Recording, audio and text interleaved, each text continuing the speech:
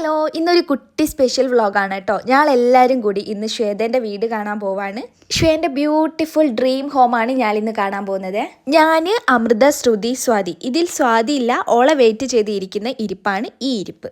അങ്ങനെ പുറത്തുനിന്നുള്ള ഈ പ്രഹസനമൊക്കെ കഴിഞ്ഞ് ഞങ്ങൾ അകത്ത് കയറി അവിടുന്ന് ഓക്കുള്ള സാധനങ്ങളൊക്കെ തിരഞ്ഞ് ഇതിനെക്കുറിച്ച് വലിയ ധാരണയൊന്നും ഇല്ലേലും എന്തൊക്കെയോ കുറച്ച് തപ്പി.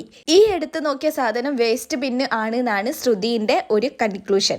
അതിൽ നമുക്ക് വിശ്വസിക്കാം. അങ്ങനെ ഞാൻ സാധനമൊക്കെ വാങ്ങി അമൃത ഒരെക്കൊണ്ട് പാക്കൊക്കെ ചെയ്യിപ്പിച്ച് ഞാൻ പുറത്തെത്തി.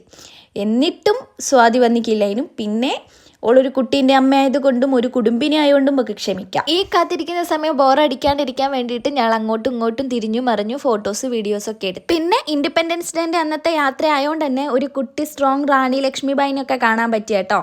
പിന്നെ തോക്കും പിടിച്ച് ബേക്കിൽ നിൽക്കുന്നത് മംഗൾ പാണ്ഡെ ആണെന്ന് തോന്നുന്നു. അങ്ങനെ നീണ്ട കാത്തിരിപ്പിന് ശേഷം സ്വാതിയും ഓളെ ഹസ്ബൻഡും എത്തി.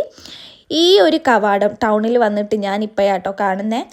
ഗുരുവായൂർ സെറ്റപ്പിലുള്ള നല്ല ബ്യൂട്ടിഫുൾ കവാടമാണ് കേട്ടോ.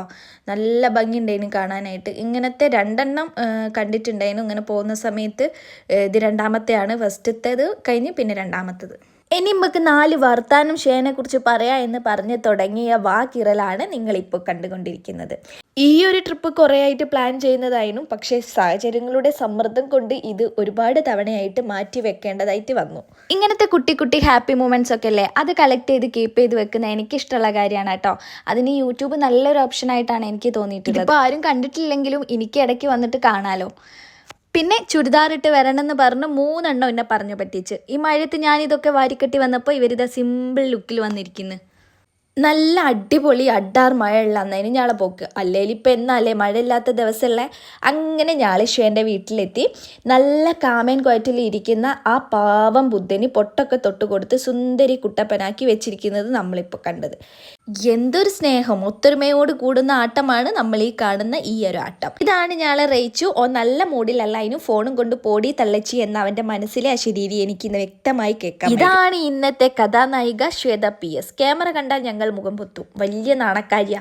അങ്ങനെ ഞാളെ ഫുഡ് റെഡി ആയിട്ടുണ്ട്. ഐശ്വര്യമായിട്ട് നമുക്ക് കക്കരിയിൽ നിന്നും തുടങ്ങാം. ശേഷം നമുക്ക് ബിരിയാണീനെ അറ്റാക്ക് ചെയ്യാം. നല്ല അടിപൊളി ബിരിയാണി ആയിരുന്നു കേട്ടോ. ഞങ്ങൾക്ക് എല്ലാവർക്കും നല്ല വിശപ്പുണ്ടായിരുന്നു. അതുകൊണ്ട് തന്നെ ഫുള്ള് തിന്ന് ഞാൻ അമ്മേനെ ഹെൽപ്പും ചെയ്തിക്ക്. സ്വന്തമായിട്ട് കഷ്ടപ്പെട്ട ഒരു വീടുണ്ടാക്കിയതിൻ്റെ എന്തേലും ഒരു അഹങ്കാരം മൂത്തുണ്ടോ നോക്കിക്കേ. അങ്ങനെ പാട്ടും കൂത്തും ഡാൻസും റീൽസും സംസാരം ഒക്കെ ആയിട്ട് അങ്ങനെ കുറച്ച് നേരം അങ്ങ് പോയി. UC വനിതാ വിഭാഗത്തിൻ്റെ പ്രസിഡന്റിനെയാണ് നമ്മൾ ആ കൂളിംഗ് ഗ്ലാസ്സിൽ കാണുന്നത്. അങ്ങനെ ഞാൻ ഇന്നത്തെ കലാപരിപാടികളൊക്കെ അവസാനിപ്പിച്ച് സാമാനങ്ങളൊക്കെ പാക്ക് ചെയ്ത് ഞാൻ ഓരോരുത്തരും അവരവരുടെ വീട്ടിലേക്ക് പോകുന്നു. അപ്പോൾ ഓക്കെ, ബൈ.